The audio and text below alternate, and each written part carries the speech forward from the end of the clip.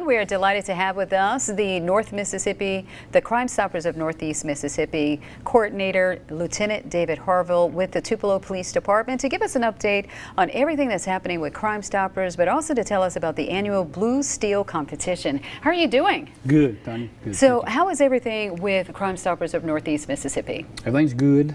A couple things I wanted to go over. So you had mentioned earlier about the rate of reward rate went up. It went up to $2,000. So that's huge, Tanya. That's very huge. It went from $1,000 to $2,000. So now when someone calls in a tip, it leads to an arrest. Crime Stoppers can pay up to $2,000 for that. Now, when it comes to Crime Stoppers of Northeast Mississippi, how many counties are we talking about? 10 counties. So we cover 10 counties in Northeast Mississippi. And how are the people responding to calling in tips? Tips are up. They really are up. They're up a lot. So another thing I wanted to bring out or point out is the P3 tip app. And I know you have talked about that before a few times for us. The P3 tip app is the way to go to leave an anonymous tip. Of course, you have the 1-800 number that always works. But the P3 tip app is the younger generation. They really like it because it's easy. It's, you can get it right there on your phone. It's completely anonymous, and that's huge. That's the simple way to leave an anonymous tip is through the P3 tip app. Okay, and when it comes to folks calling in tips, do you find that the community is actually responding to trying to clean up the communities of crime? Yes, and we have received, I could talk about it forever, the amount of tips that we received in our 10 county area that people have called, because people do care. And that goes back to what we always talk about, if you see something, say something.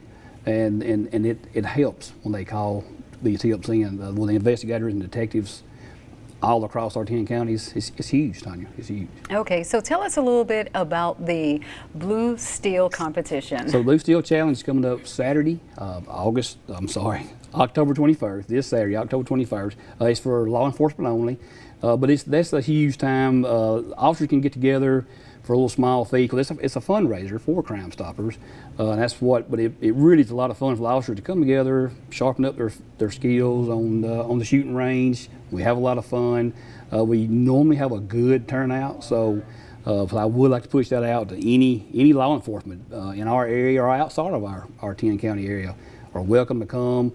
It's fairly inexpensive, and it's a lot of fun. They get a chance to sharpen their skills up.